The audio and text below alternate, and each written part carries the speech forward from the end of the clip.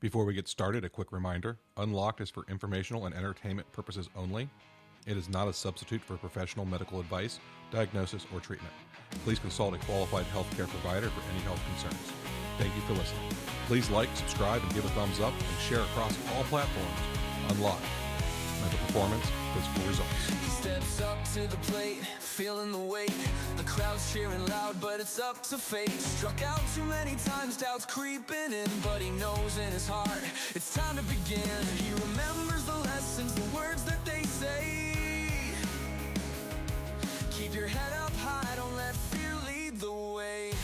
Act, take a swing, let the battle talk. Welcome to Unlocked. This is mental performance, physical results. This is the second part of a two-part episode. I split it up because I didn't want you to have burnout.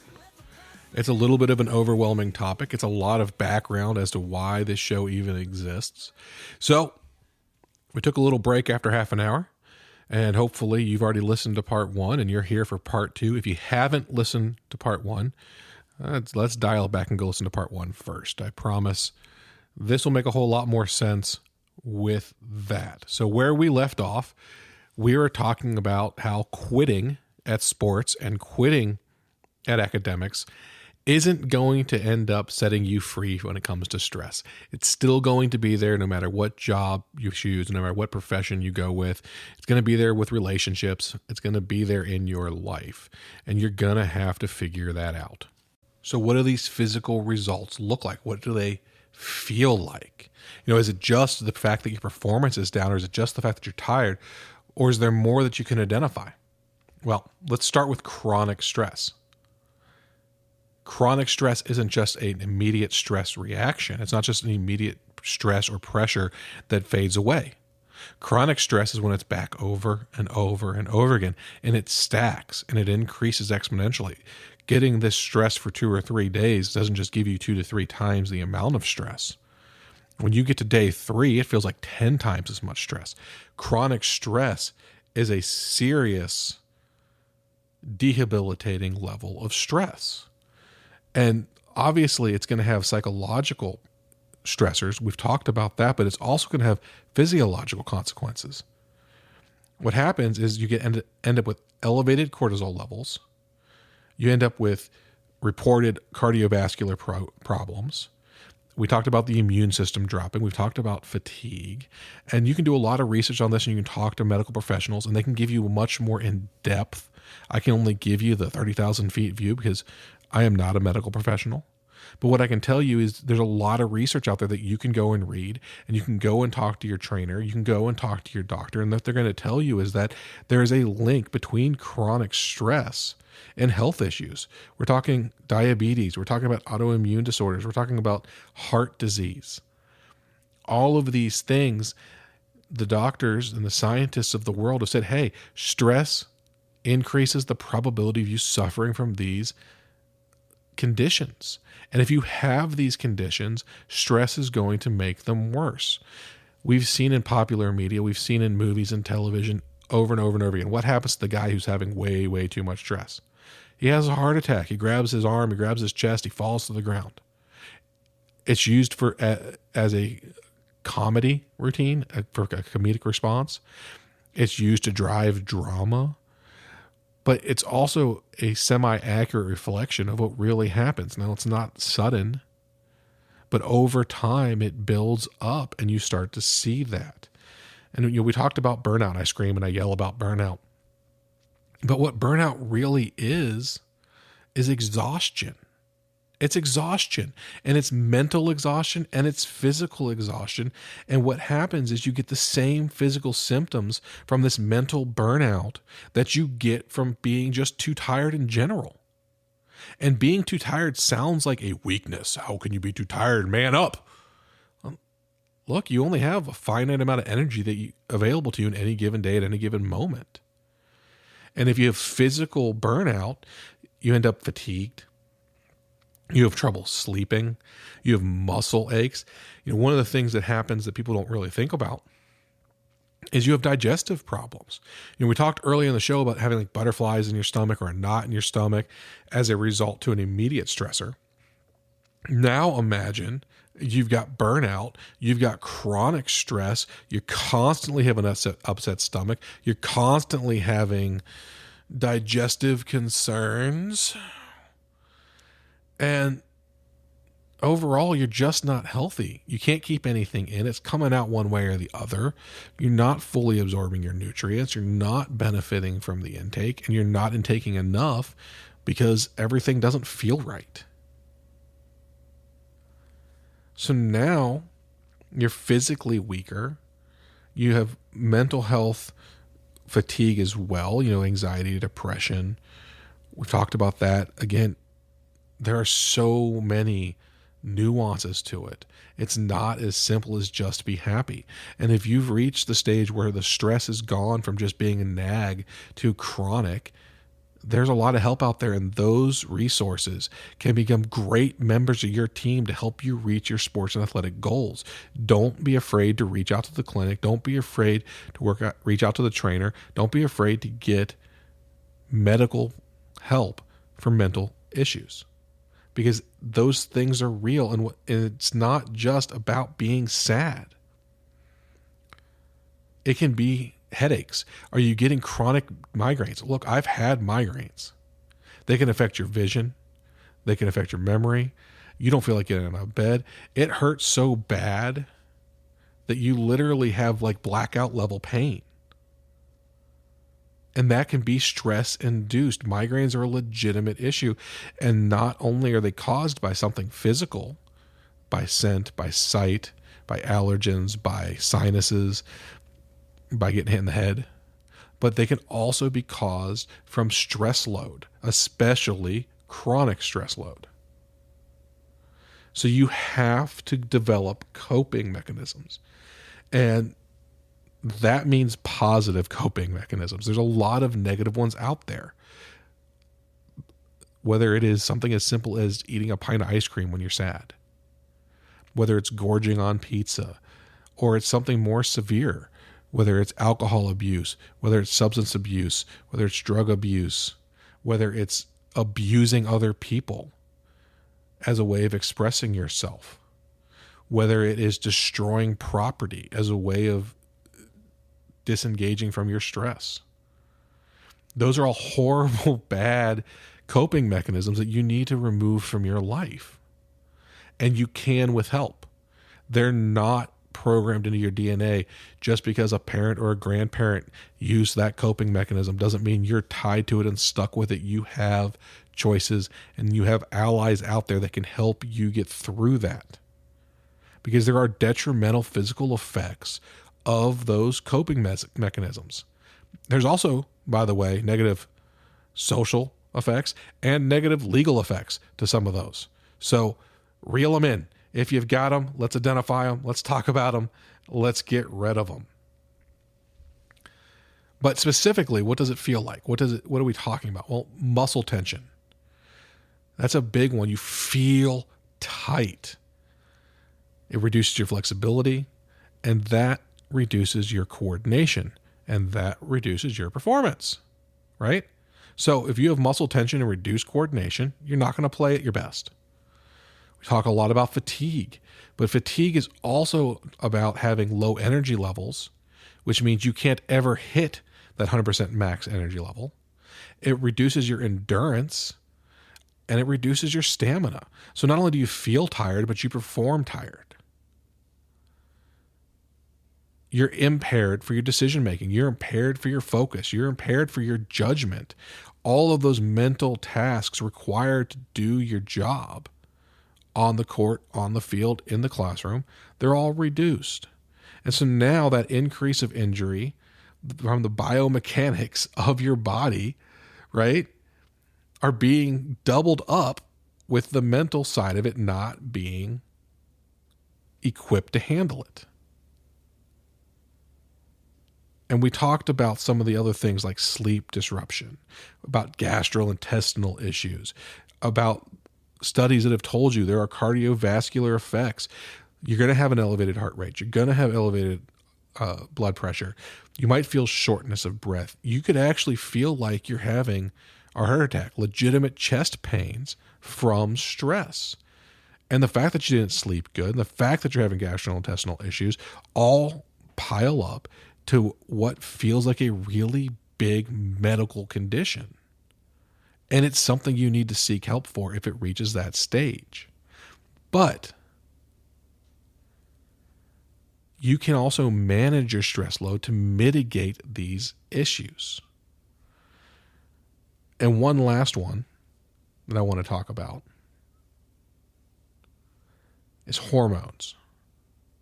Why do I say hormones for now? Well, first of all, again, not a doctor, but chronic stress will affect your hormone releases because your brain triggers those releases. And so if stress is disrupting your hormone releases, then it's also disrupting your muscle growth. It's also disrupting your repair. It's also disrupting your physical progress. And away from the field, it might be disrupting your physical performance. Hint, hint, wink, wink. Hormones are critical to your well-being. Physical activity affects hormones. Stress affects hormones. Diet affects hormones. Exercise affects hormones. You get the hint here? Everything affects hormones. And hormones affect everything. So when it comes to that mental, physical interaction, all of these other things we talked about, the fatigue, the gastrointestinal, the sleep, all of these things tie back into the brain-body reaction. And those signals are sent through not only neurons, but also through hormones. And as a result, your stress load can have a significant effect on every aspect of your body that is triggered and controlled by hormones. So, it is really, really important for your performance for you to get a hold of that. All right. Negatives. Coach Eric, my goodness, you're causing me so much stress. And man, this has been a really long episode. Why? Why do you have to pile on? Well, look, it's not all bad. It's not, I promise you. There are some positives that go along with all of this. We just saved those for now. Stress can have a great role in your motivation. Without any level of stress, you don't have something to strive for. You don't have something to push for. Stress gives you that little kick of adrenaline you need to go out there and be successful, right? We call that the adrenaline rush. We call that your competition level, your competitiveness. It boosts you for creativity. If you want to paint really, really well, a little bit of stress is going to get the juices flowing. We've heard that before, right? And it's going to help you perform that creative task better. In addition, stress can work as a way of conditioning you. Much like lifting a lighter weight can help build you up to lifting a bigger weight, managing lesser stresses can help you learn to manage heavier stresses. In other words, managing stress can help build mental toughness, mental resilience, and of course, mental performance. So in a lot of ways, stress management is training just like lifting weights is training, just like running sprints is training, just like doing your EDDs is training. So if you want to be mentally tough, if you want to have a great self-belief, if you want to be resilient, if you want to be focused, if you want to be clutch, you have to be put into situations where there's enough stress to test your ability to perform, to learn, and to build, and to get better at it. And that's going to improve you in so many physical ways. Your endurance will get better. Your recovery will get better. Your quick thinking will get better. Your quick reacting will get better. Your focus will be tied to the fact that you are now prepared. And when you're prepared, your focus is better. So stress can help you. Think about baseball. A hitter who only hits in the batting cage and never hits off of live pitching is not prepared physically for the task of picking up the pitch, hitting a ball with movement, and to getting their timing right. But a batter who only ever hits off of a machine and then a live pitcher in a batting practice, standing in the box by themselves with maybe their teammates around situation, isn't prepared for scouts standing on the other side of the fence. They aren't prepared for the other team talking smack. They aren't prepared for 10,000 fans, 20,000 fans, 100,000 fans being behind them, judging them. They certainly aren't prepared to be on TV. And so they have to find ways to train with those kind of stressors going on, or things that will simulate those kind of stressors, so that they can still hit the ball when the pitcher throws it to them and the game is happening. And all of those things are happening around them.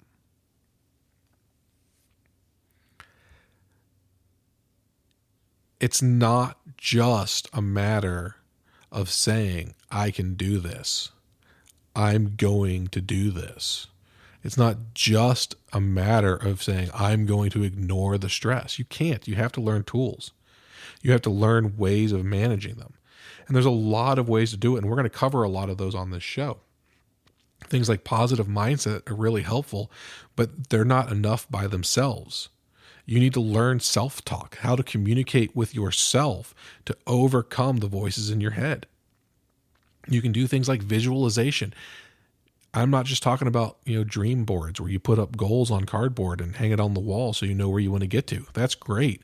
But what about when you're standing on the field and you need to learn how to get into that game mode?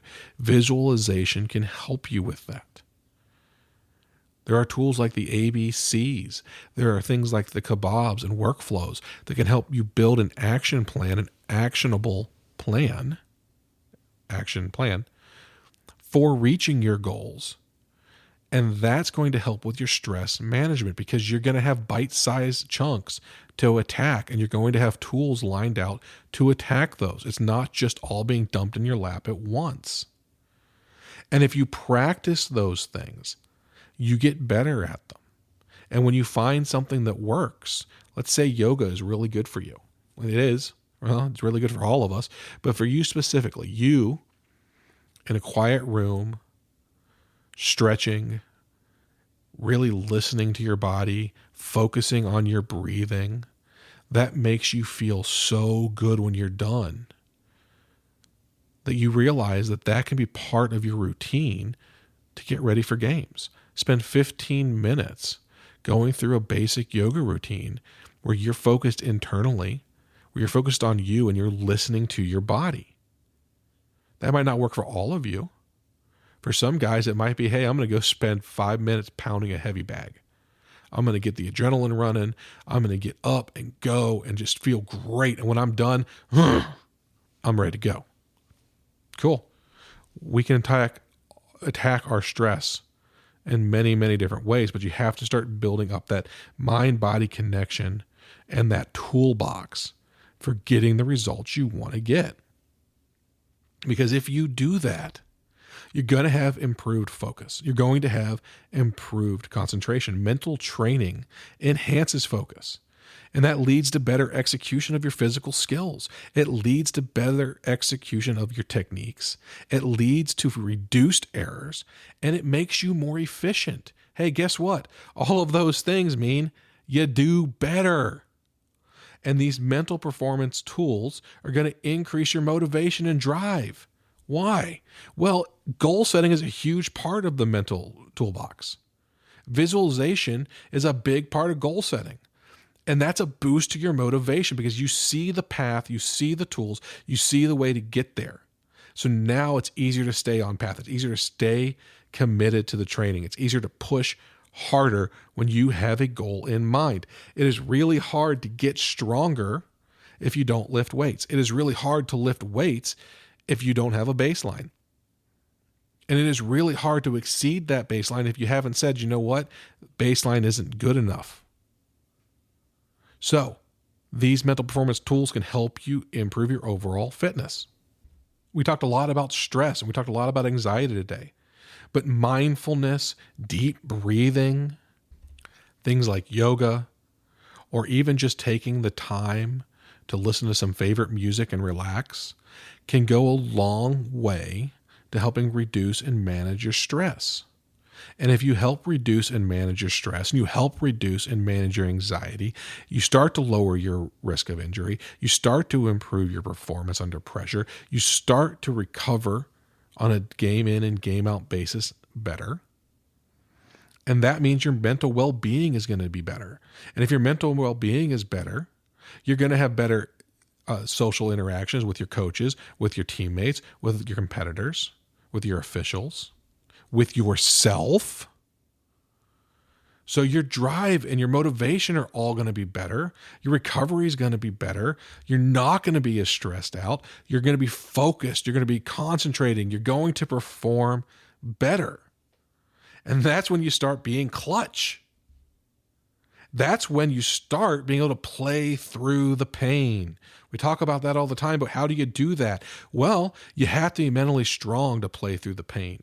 Because when you're mentally weak, it overwhelms you. It becomes yet another block piled on you from stress. But it has been shown that you'll have an increase in pain tolerance when you are mentally stronger, because you can push through that discomfort and identify the difference between discomfort, hurt, and injury. Because there's a difference in those things. And when you're focused and you're mentally strong, you can identify those things so they don't overwhelm you. So how do we get there, Coach Eric? How do we get there? You've been talking to me for almost an hour now, and all you've done is pound me with thoughts of stress, rewarded me with a little bit of hints that stress could be good too. But what do I do with all of this? Well, you listen to my show and you learn different skills as we go, right? This has been an hour-long advertisement for unlocked mental performance, physical results. And in a lot of ways it has been. But there's a lot of techniques out there. There's a lot of things you can do. We talked about mindfulness. We talked about visualization. There's meditation. Hey, just the fact that you're exercising and doing physical activity, that helps. Sleep hygiene. Your sleep cycle.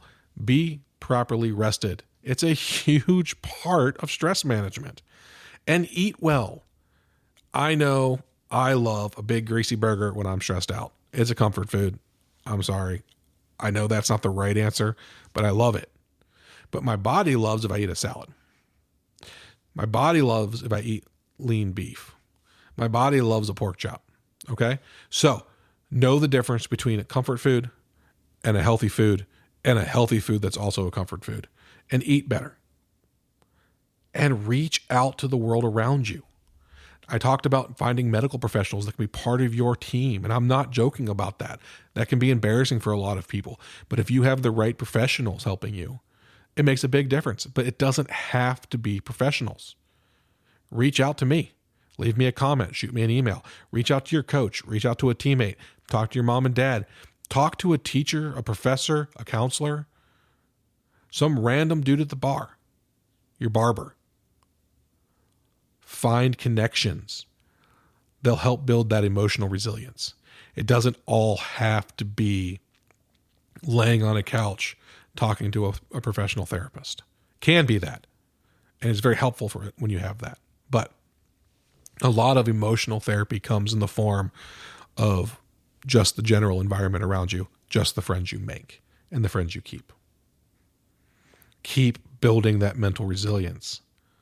Positive self-talk, reframing, restructuring. Those things have a lot to do with your ability to attack a problem from a different angle. If you just look at it one way and let it beat you up, you're not going to have as many mental tools as somebody who learns to do these other things like reframing. And goal setting is massive when it comes to mental resilience. You need to plan accordingly and focus. And of course, problem-solving skills. It doesn't help to have a great plan if every bump in the road causes you to quit. You're going to have to build up some problem-solving skills. So Here we are. We're reaching the end of the hour. And what we've done today is talk about the theory of stress and how it affects you physically. And I haven't given you a ton of tools to work with in order to actually deal with this, because it's a complex relationship, right? There is so much that goes into it that it just understanding that the relationship exists is an entire multi-episode podcast. I could probably spend a whole season talking about the complexities of managing stress and about how stress can affect hormone levels and about how stress can affect sleep cycles and about how stress can affect gastrointestinal performance and other performances. But what I want you to remember is that there is an interconnectedness between the mind and body, and there is an interconnectedness between the mind and performance, and there's an interconnectedness between the body and performance. It's all connected, and it's connected independently of each other, and it's connected through each other. There's not just one line from mental to performance. That line goes from mental to performance. It also goes from mental to body, and it continues on from body to performance, and it goes from body to performance on its own. It's a spider web of connections. This is not an easy task. You can't fix this with a magic pill. You can't fix this from listening to one episode of my show. I really wish you could, but you can't. And you can't fix this by having one conversation with a medical professional. They also wish you could. I know they want your money. I know you think they want your money. They want to help. And they know that there isn't a magic solution. So what I'm going to tell you right now is the first skill I'm going to give you is breathing properly. If you've made it this far, you're an hour in, and you haven't felt like you got anything yet, this is the one thing I'm going to give you that you will be able to take away from this show today and make a difference in your mental performance tomorrow. Proper breathing. The one good breath. There's many breathing techniques out there. Today, it's the one good breath. So, for the one good breath, you're going to want to breathe into your body. And I don't mean just the top of your lungs. I mean your whole chest cavity. And you're going to do that with a long, slow inhale through your nose only. As you inhale, you're going to feel your upper lungs inflate. And you want it to go all the way down into your belly. You want to feel like you're really pushing out. You got that beer belly, that dad bod, as you inflate your entire core with air. And once you get it in there nice and slow, you're going to kind of hold it for a few moments. And it's not a fixed count for this. It's just, and then you're going to start to exhale. You're going to start to exhale slowly through your mouth, under control, not but slow. And it should take you longer to exhale than it took you to inhale. So if you inhale for a solid 5 seconds, and then you hold for a few moments, and then you exhale, it should be like 7-8 seconds. Again, you don't have to stress about that. This is to not stress. It's just a, and this will be way more effective when I finally do video for this, but that's going to have to wait a little while. The point is, when you're stressed and you're standing out there and you've got to perform and it's time and you need to get control of yourself, the one good breath can wipe the slate clean and give you an opportunity to perform better than you otherwise would have. Thank you for joining me today on Unlocked Mental Performance Physical Results. I'm Coach Eric. Keep grinding, keep smiling.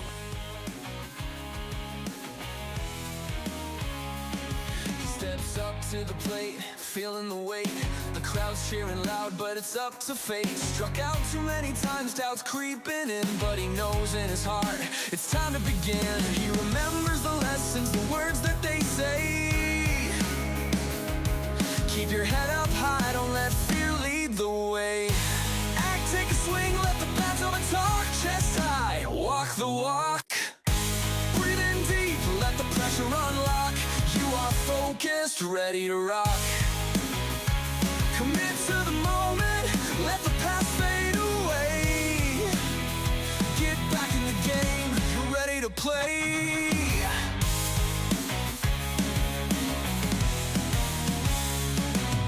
Sunshine shining bright, he's feeling the heat. With every deep breath, he's back on his feet, visualizing success. He's got a new plan with the tools from Play Big. He's a brand new man. He knows it's a journey, not just a quick fix. With patience and practice, he'll find his own mix. Act, take a swing, let the back of the talk. Chest high, walk the walk. Breathe in deep, let the pressure unlock.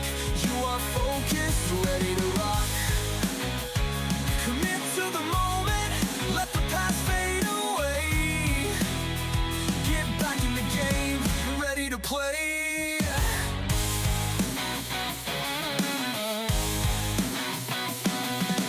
Setback's a lesson, every strike's a chance to rise up stronger, to take a new stance. With the crowd on his side, he's ready to show. With the ABCs in his heart, he's ready to go.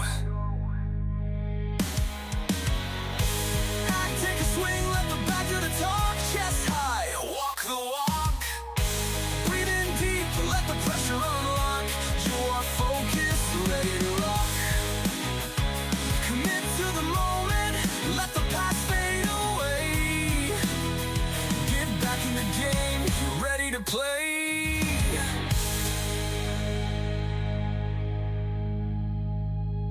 So here's to the slumps, the struggles we face. With courage and commitment, we'll find our own place. Every new inning is a chance to rise. Chase the champion spirit to the skies. Every new inning is a chance to rise.